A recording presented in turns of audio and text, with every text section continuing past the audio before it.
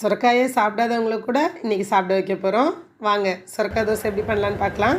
இதுக்கு ஒரு பாதி சுரக்காய் நம்மளுக்கு வேணும். தோலை சீவிட்டு நடுவில் இருக்க விதையெல்லாம் எடுத்துகிட்டு சின்ன சின்ன பீஸாக இந்த மாதிரி கட் பண்ணி வச்சுக்கோங்க. இப்போ ஒரு 4 பச்சை மிளகாய் பொடியாக சாப் பண்ணி வச்சுக்கோங்க. கொத்தமல்லி சாப் பண்ணி வச்சுக்கோங்க. ஆனியன், கேரட் எல்லாத்தையுமே நல்லா பொடியாக சாப் பண்ணி வச்சுக்கோங்க. இப்போ இந்த சுரக்காய் நம்ம ஹாஃப் சுரக்காய் எடுத்து வச்சுருக்கோம் இல்லையா, அதை மிக்ஸி ஜாரில் போட்டுட்டு 1 கப் அரிசி மாவு ஆட் பண்ணிக்கோங்க. 1/4 கப் ரவை ஆட் பண்ணிக்கோங்க. தேவையான அளவு உப்பு ஆட் பண்ணிக்கோங்க.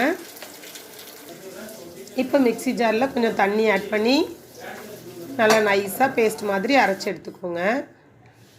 அரைச்சிட்டு ஒரு பவுலுக்கு அதை ட்ரான்ஸ்ஃபர் பண்ணிவிடுங்க.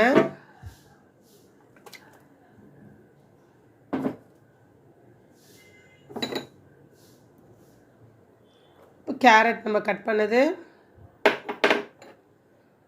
வெங்காயம், பச்சை மிளகா, கொத்தமல்லி, ஜீரகம் 1/2 டீஸ்பூன். ஸோ எல்லாத்தையும் நல்லா தண்ணி விட்டு மிக்ஸ் பண்ணி ரவா தோசை மாவு பதத்துக்கு கரைச்சி விட்டுருங்க.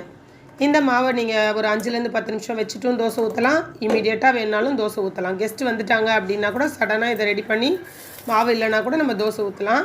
ஸோ இதுக்கு தோசைக்கல் காஞ்சதுக்கப்புறம் எண்ணெய் தேய்ச்சி ரவா தோசை எப்படி ஊற்றுவோம், ஓரத்துலேருந்து ஊற்றுவோம் இல்லையா, அந்த மாதிரி ஓரத்துலேருந்து ஊற்றி விட்டு நடுவில் இருக்க கேப்பெல்லாம் ஃபில் பண்ணி விடுங்க.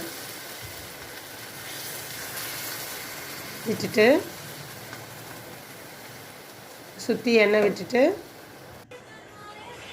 இதை ஒரு மூடி போட்டு மூடிடுங்க. அடுப்பு ஸ்லோவிலே இருக்கட்டும். இப்போ 2 சைடும் திருப்பி போட்டு எடுத்திங்கன்னா சுரக்காய் தோசை ரெடி. இது சாம்பார் சட்னியோட சர்வ் பண்ணலாம். ஸோ நீங்களும் ட்ரை பண்ணி பாருங்கள். உங்களுக்கு பிடிச்சிருந்ததுன்னா வீடியோவை லைக் பண்ணுங்கள், எங்கள் சேனலை சப்ஸ்கிரைப் பண்ணுங்கள், உங்கள் ஃப்ரெண்ட்ஸுக்கு ஷேர் பண்ணுங்கள், கமெண்ட் பண்ணுங்கள். தேங்க்யூ.